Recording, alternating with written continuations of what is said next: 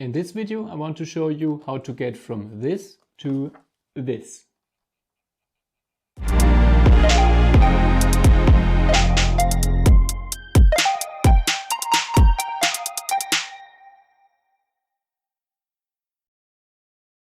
Let's put them aside for a moment and talk about the process, how I made this. I used some already made files. They were designed by Chelsea from Chaos Cortec. These are really awesome. You need only a few supports to print them out properly around the glasses. I will link her Twitter and also the link to original files in the description below. As mentioned, go and check them out. They are free to download. I of course printed them on my Prusa Mark II this time, and I used Prusament PLA and it printed wonderfully with 0.2mm layers. And afterwards I removed the supports and painted this guy. I now want to show you a quick snip about how I printed him and finished him with painting, and afterwards we'll talk a little bit about the details about the colors I used and how it went. Enjoy!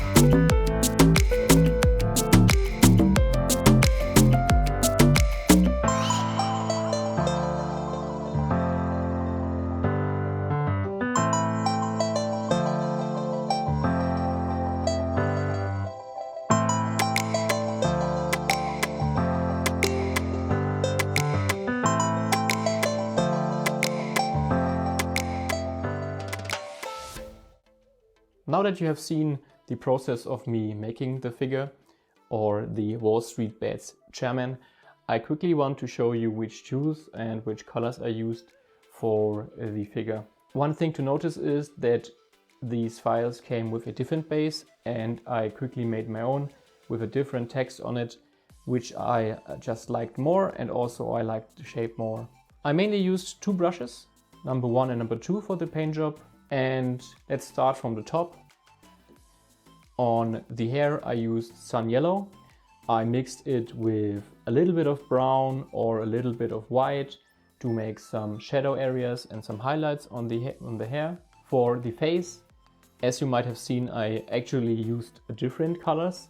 I have 3 coats on it. The first one was straight bronze flesh tone, and yeah, it kind of was too orange for me and I didn't like that. And afterwards I used bone white and with a little drip of leather brown, which gave it a more natural, more comic style look, which I really liked.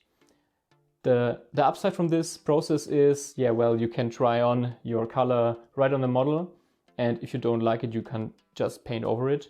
And you can also instantly do some shadows and highlights, and covering the orange one gave it a kind of a real look, which I really liked. Of course, for the tie I used some bloody red and some polished gold for the buttons. I also used some white on the shirt because my primer, which I used to prime the model, didn't cover everything really perfect, so I had to make some cover-ups. In the end, I also used a random black because my game color black is empty. I need to buy a new one for the glasses. And on the suit, I mainly used ultramarine blue with some dark green, and also I added some drops of black to make it a little bit darker. I usually use Game Color or Game Air for all my projects. If you're interested in these colors, I can highly recommend them, and I will put some links in the description below.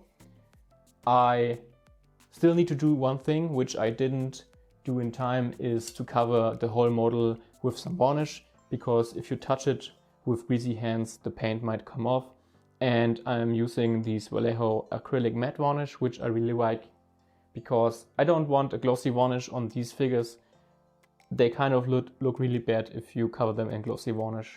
As said, I will put a link in the description below to the colors and also to the Prusament, which I use for this print. The Prusament PLA is really consistent. I really like that, and it's easy to print, of course. Yeah, that's it for today. I hope you learned something, and if you have any questions, just put them in the description below. So far so good.